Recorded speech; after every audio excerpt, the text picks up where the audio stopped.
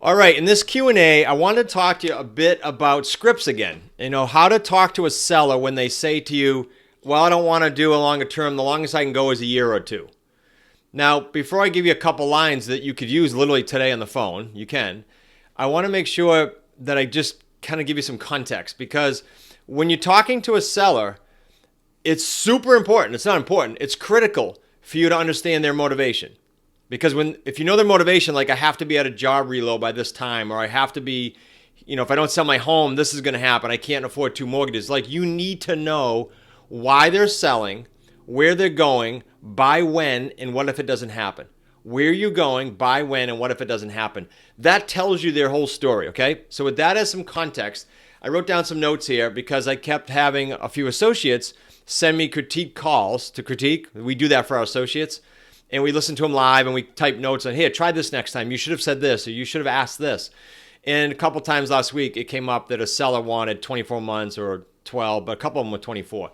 Here are some script ideas for you, okay? Generally speaking. One, there's a massive influx, Mr. or Mrs. Seller, of corporate America people with a job, okay? People W-2 that are leaving their job, since COVID especially, to start their own business. And they're great buyers. They have good money. Like, a lot of them are 6-figure earners. I know this, side note for you as a viewer, because they're coming to our community too, to join us as associates. But let's go back to the seller and buyer hat, okay, you as the investor. So you let them know that, and you say, look, because of that, I didn't know if you were aware of this, Mr. and Mrs. Seller, but these buyers are great, and they're going to need 2 years of what the banks call seasoning now. Seasoning is they now have a new job or a new business, and they have to prove some income. And the bank calls that seasoning, and they need 24 months. Generally speaking, could you find a loan program out there for them that's super expensive that maybe gets around that? I guess so. But generally speaking, it's 24 months. Any good mortgage and any good mortgage broker will tell you that. So therefore, Mr. and Mrs. Seller, I need 2 years, or you're going to miss all these buyers. Would you want to miss the buyers that are 6-figure, 7-figure earners coming out of corporate America to buy your home? We're going to miss them if we got to tighten the term up. Okay, that's number one. Number two, the other people we deal with, Mr. and Mrs. Seller, are people who have credit challenges. And the way credit enhancement works, and by the way, Mr. and Mrs. Seller, we don't deal with someone who's had a 30-year credit problem. We deal with buyers that had a legitimate hiccup, a divorce, a death, COVID. We've had everything happen to us. So therefore, we have to get them through credit enhancement if they're worthy, if everything else checks out, Mr. and Mrs. Seller. And the way credit enhancement works, generally speaking, is they're going to need a 6-month minimum credit enhancement program with our third-party provider. Could be 12 months. Then they're going to need seasoning of that. They're going to need to let that sit 3 to 6 months. I typically allow for 6. And then they're going to have to go back at it. Usually they need 2 rounds. That's going to take up all of 18 to 24 months. And I don't want to, as a conservative investor, come to you and overpromise and have to come to you for an extension. So both sets of buyers are amazingly strong buyers.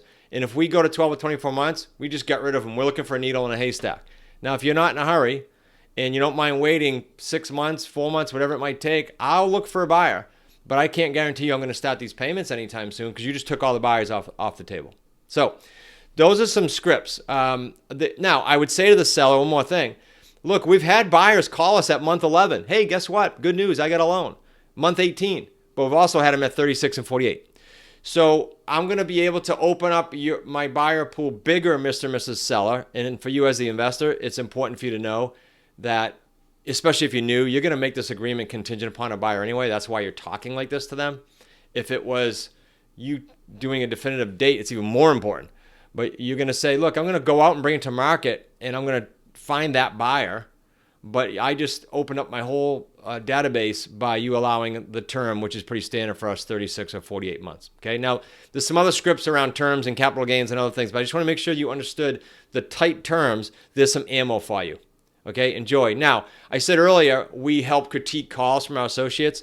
I want you to be able to hear live calls. So if you don't have the QLS program yet, QLS home study course, you're missing out, guys. There's a 9 to 12 month window here. Let's call it 9 to 24, where creative financing is in huge demand right now. And the market's changing, and sellers are having a tougher time selling, and buyers are just getting pushed to the sidelines because rates doubled. Now is the time for you to position yourself as the expert in the creative financing field. And you do that by going through our QLS home study course and then getting certified by the Creative Financing Real Estate Association. No other course does it. You want to go ahead and get that course, go to smartrealestatecoach.com. You'll find the QLS Home Study course.